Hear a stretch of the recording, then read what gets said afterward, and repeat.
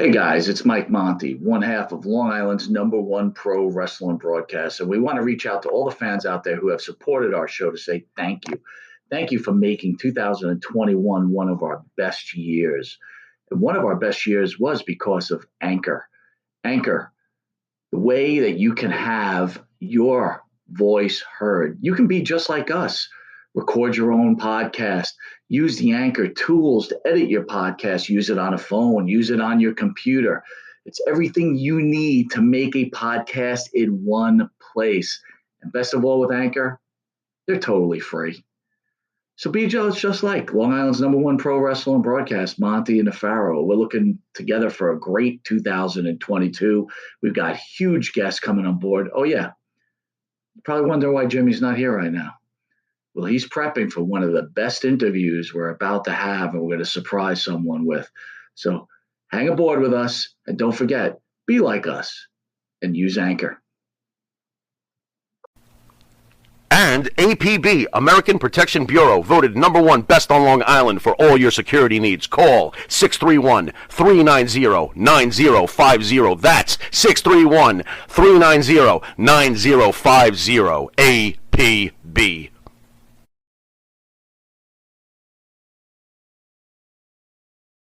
Tired of that same old breakfast, lunch, and dinner?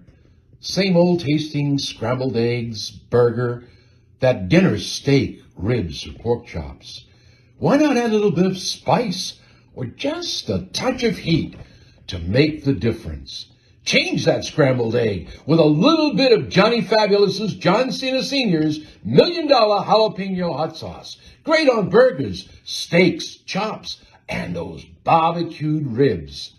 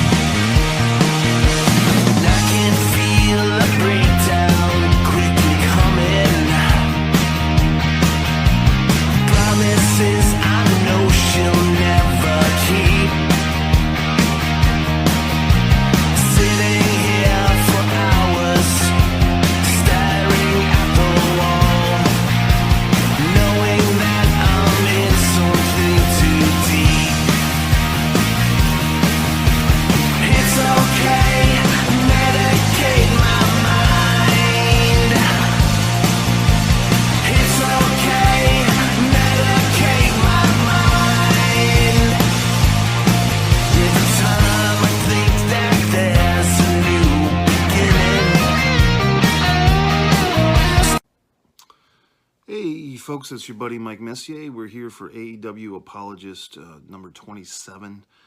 27 of these wonderful videos, and you can see them all on the Monte the Pharaoh YouTube channel. You can find the playlist on Subscribe to Mike Messier YouTube channel. However you get this information, you're also welcome to check out the Monte the Pharaoh show, Long Island's #1 pro wrestling broadcast, or television show, actually. They always tell me it's a television show. It's not a podcast. It's a TV show. And you can also see me, Mike Messier. Subscribe to Mike Messier YouTube channel, MikeMessier.com. Books on Amazon. Now let's talk about AEW. Well, you know, this week I want to just basically say it was kind of a slow week for AEW as far as like major happenings. You did have some interesting stuff, I guess, with Sammy Guevara. Have a hard time saying his name. And Tay Conti. They are becoming very obnoxious as a couple. Might be good for a heel turn down the line, because this lovey-dovey couple stuff, it usually wears thin, i.e. a couple of years ago, Seth Rollins and Becky Lynch.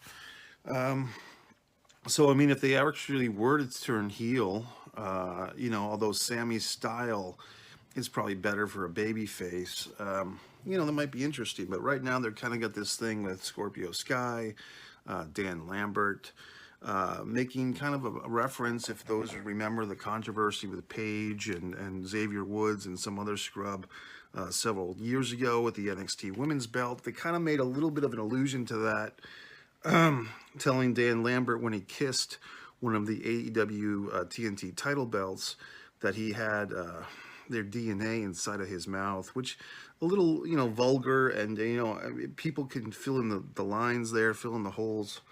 I don't know. I mean, to me, it is what it is. But, the Chris Jericho thing continues. Like I said last week, I really think it's a poor move. If Jericho and his new bunch of guys are supposed to be heels, they should not be playing the song really at all. The Fozzy song, Judas. They should scrap it, because every time that song plays, that reinforces Jericho. Sing along with Jericho, babyface Jericho. So it's, if you really want to go heel, you go heel. And I'm just not convinced that Jericho, as much as he feels like recreating himself and all that stuff, he feels that this, Fozzy's song, Judas, is kind of something that's caught on for 2 or 3 years now. And he doesn't want to let it go. So he's not fully committing to heel work, okay? And that's just reality. Now I want to talk about tribalism in pro wrestling. Tribalism is a term that's become in vogue the last couple of years. I'll give credit, I think, to Joe Rogan. As far as I know, that's where the term kind of came fashionable. But I'm sure the term's been around before. And usually it describes politics, left wing, right wing, so forth. And you basically defend your side of the tribe, or your tribe. If you're a left wing, if you're a politically correct person, or if you're an advocate for rights for a certain group, it's tribalism. And then if you're against that same topic, you're in the other tribe. Well, that's kind of occurred here with wrestling in the last couple of years, and I'm actually in favor of it. You have fans that are very hardcore loyalist WWE fans. They see AEW as a joke, the indies, blah, blah, blah. They see it as high spots and second rate. And that's the WWE loyalist perspective. Now, I would probably be on the other side of the coin. I would be in the non-WWE camp. Although I've watched plenty of WWE in my life, and as many of you know, I applied and had a job interview there back in 2007 for the creative writing team, and I should have been hired, but I wasn't. But you have fans that like anything but WWE, and a lot of times these fans, including myself, will still keep one eye open on WWE programming, but we're not as into it as the WWE loyalists. And we kind of think of WWE as a cartoon show. We think of things like Jim Crockett Promotions or the Mid-South or ECW. These are real pro wrestling federations that pro wrestling fans can be proud to watch. And WWF or WWE is kind of a cartoon show joke made for children. Okay, that's how that camp feels. And so you see a lot of the bitter interactions between these two camps, a lot on Twitter. They call it wrestling Twitter. And you also have, which is not really, it's not like a different app or a program, just so you know. There's not a website that's called Wrestling Twitter. It just means if you're on Twitter and you happen to follow or be followed by a lot of other pro wrestling fans, it's an unofficial term called Wrestling Twitter. Just like there's a Black Twitter, okay, African American Twitter, whatever you want to call it. There's all these different subcultures within these social media apps that you have to be aware of, otherwise you can't breathe air. So now we move forward to Facebook. You have all these wrestling groups, 30 or 40 or 50 or whatever. I'm in a lot of the wrestling groups to share these videos, to share my analysis. There's people that spend a lot of time on wrestling, Facebook. And you basically see patterns. There are people that are going to defend WWE, even if they criticize it. They'll criticize it themselves, but if somebody else criticizes WWE, then their reaction is to get kind of vindictive or angry about it, and then do a receipt and criticize AEW or whatever other promotion. AEW fans now have a reputation for being very opinionated and very pro AEW and not wanting to hear critiques or criticisms of AEW. So I can see things from both sides. I mean, I can remember clearly before there was an AEW, which wasn't that long ago. I mean, we're talking 2016, 2017. There wasn't a whole lot of choice for wrestling fans. WWE had kind of gotten stale. They had been pushing, Roman Reigns as a baby face for quite some time. Brock Lesnar was this kind of part-time champion, and when he did come in, he'd squash somebody like Samoa Joe or, Braun Strowman. He'd beat them, wouldn't squash them, but he'd beat them at pay-per-views, which didn't seem to make much sense because Brock was like a once-a-month guy. So, if that. So, I mean, what I'm saying here, folks, is 2022 is a much better time for wrestling over 2016, 2017. And I think that the major change, whether certain fans want to appreciate this or not, is the development of AEW. I think AEW, as much as they can, has lit a bit of a fire under the ass of WWE. Some things that were kind of stale and redundant in WWE, it seems like, the foundation's been shooken a little bit, to quote AC/DC, shake your foundations. I think they've had to kind of have a bidding war with some things. I mean, I believe the WWE put a bid in for the Ring of Honor ownership, but they were outbid by Tony Khan. So, I mean, I think just the notion of some type of competition has kind of, given a little bit of a spiritual awakening to the WWE. And one of the early thoughts on that, or one of the early actions on that, I should say, was when the Dean Ambrose wrestler decided not to re-sign for a huge amount of money with WWE and to try his luck with AEW. And apparently, according to Moxley, him telling the story, they were shocked. They pushed this envelope in front of him with a number of money that they were going to give him, and he refused. He turned it down. He didn't even want to open the envelope, he says. So he wanted to try something new. And then, was it 6 or 8 months later or a year later, his wife, Renee Young, she was a big thing in WWE for a long time. The reality shows she was on, the host of WWE Confidential, she all of a sudden was gone. Now, she has not shown up in AEW, I know, but I think possibly because of her relationship to her husband, Dean Ambrose, or John Moxley, she didn't feel like she wanted to be with the WWE anymore. And I guess she was upset that they didn't call her when she got COVID on the job. So a lot of things have happened in wrestling. We did survive, or we're still surviving, this worldwide situation, I call it, with this illness and so forth that goes around. But to me, it's better. It's better now. It's better to be a pro wrestling fan now than just 6 years ago. So I hope that people can appreciate that. Now, as far as this tribalism, you might be saying, well, Mike, you get off target here. Why is tribalism good for wrestling? I think it's good because, to be honest, I think that I probably spend too much time watching pro wrestling. You probably spend too much time watching pro wrestling. We listen to these hours and hours and hours of podcasts. We hear the same old stories a million times over.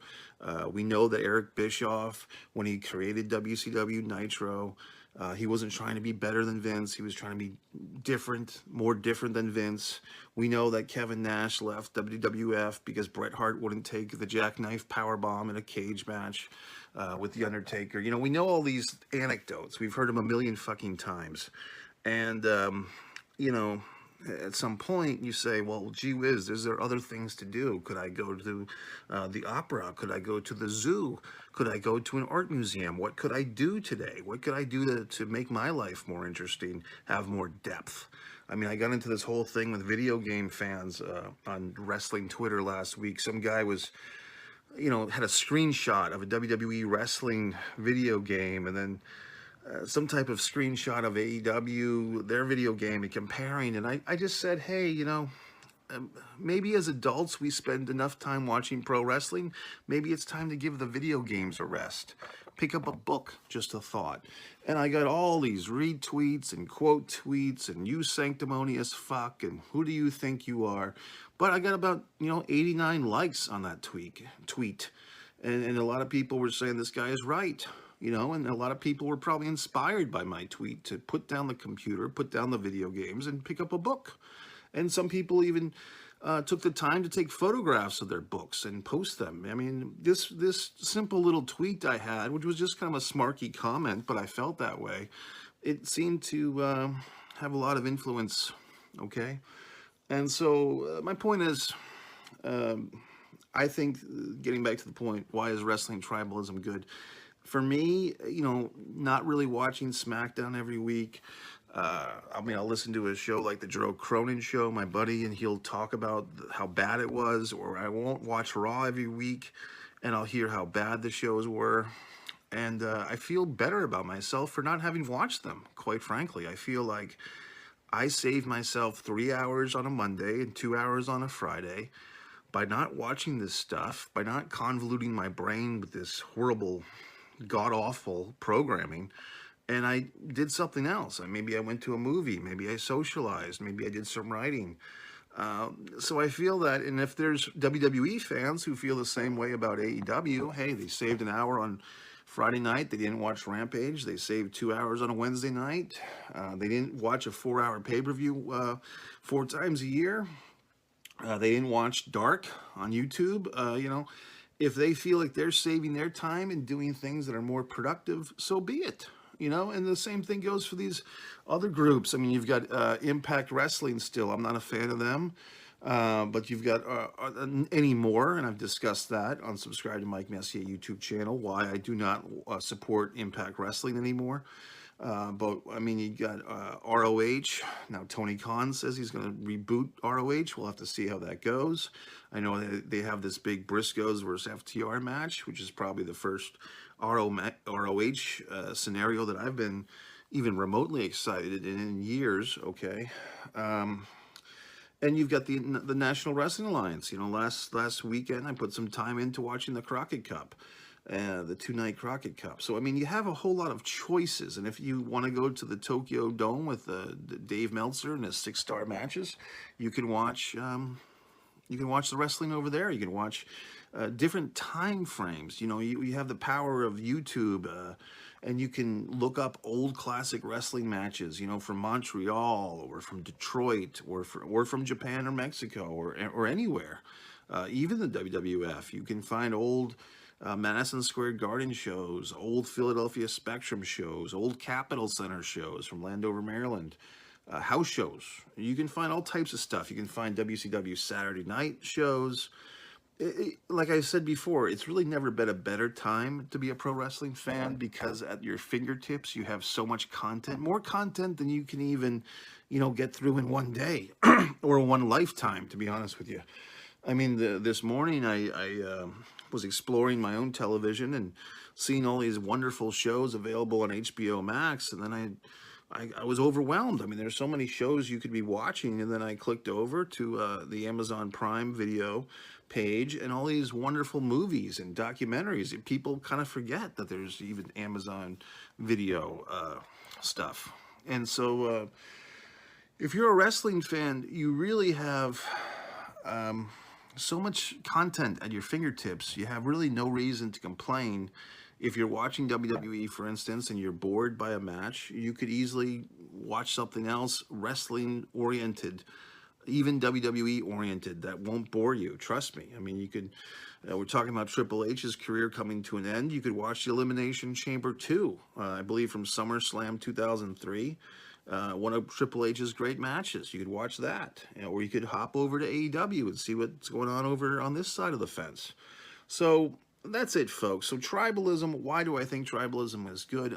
To really bring home the point here, I think it's good because it forces people to be more selective, to show discernment, which I think a lot of people don't show in their lives, whether it's their relationships or the people that they associate with, or their clothes or their work. A lot of people don't have discernment in the acting world. A lot of people, especially young actors, don't have discernment in the jobs that they choose to act in, or the movies they choose to act in. They'll just do anything as long as the camera's running.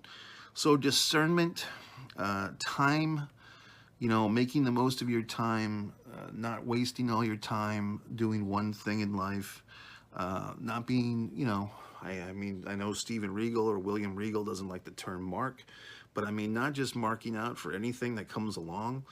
having just some discernment, showing some selection. And I think tribalism, if that's kind of like makes it easier for you, if you say, you know what, I'm only going to watch AEW, I'm not going to watch WWE, or I'm only going to watch WWE, I'm not going to watch AEW. Well, although we might argue on which side of the fence you're falling on, I would say that overall it's good to just watch one group more so than the other, because what's really gained is the free time. You know, I get amazed by the amount of, you know, and I'm a pretty detailed pro wrestling fan, okay? I'm pretty expert level on this stuff. But when I see people on Twitter and Facebook and they're like, I woke up in the middle of the night dreaming about a Bryan Danielson versus Kurt Angle match at WrestleMania. And I'm like, come on, are you really waking up in the middle of the night to dream about that? And people getting, you know, I get so hot when people say that Kurt Angle's last match against Baron Corbin was a waste of time, blah, blah. And I'm like, are you really thinking about this stuff in random times? I mean, there's so many things going on in the world that for wrestling fans to just obsess about these kernels of information, I worry about the IWC, you know what I mean? And there's people, you've seen other people online, talking heads, that get so animated and aggressive, and they have so many opinions, and I do as well. But, you know, at some point, there's life beyond pro wrestling, even for myself, even for you, even for an AEW apologist, an angry wrestling fan, Monte the Pharaoh. There's life beyond the ring, beyond those four ropes, or those three sets of, well, four sets of three ropes, okay? So anyway, that's it, folks. This is your AEW Apologist rant. Tribalism, it's good because it saves you time and frees you up to do other things. As far as wrestling goes, WrestleMania, by the time you see this video, we're just a few days away from WrestleMania.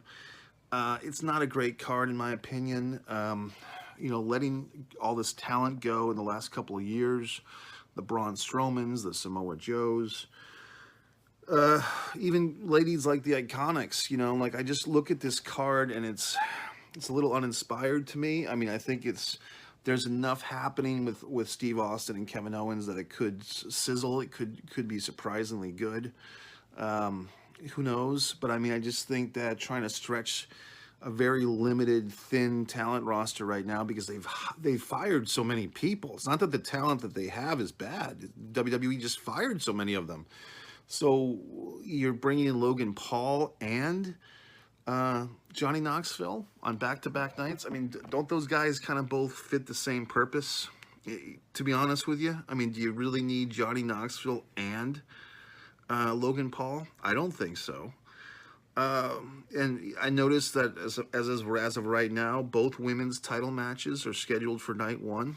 It seems a little bit odd that Charlotte and Ronda are on night one, and Becky and you know, Bianca are on night one. Seems a little odd to me.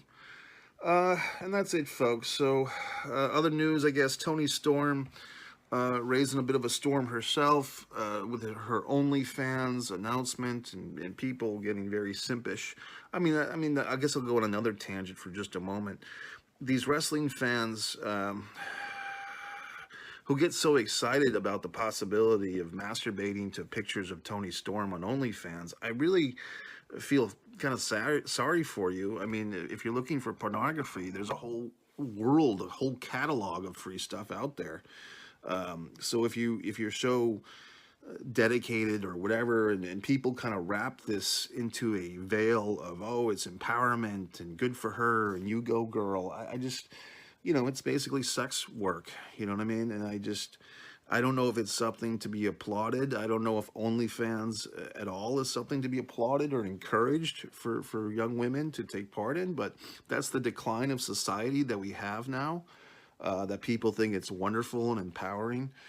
Back in the day, it used to be just called smut or pornography, and now it's applauded as empowerment. So, I mean, it's just a reflection of this declining integrity of our society, the declining integrity and declining morality of people like yourselves who would pay to watch something like this or to pay to get these photographs. I mean, this OnlyFans thing, I mean, I don't know if you remember a year ago, all these headlines that they were getting rid of pornographic material, and then about a month later they changed their mind, you know. So I mean, I don't know what to tell you. If you're going to pay $10 a month for that, I would suggest that you don't. But you do whatever the fuck you want. I mean, that's the thing, folks. I mean, things that I may not agree with, I believe that people should have the freedom to do these things. I'm not going to condone it, and I might speak openly about my disappointment or my disgust, but you have the freedom to make your own mistakes, okay?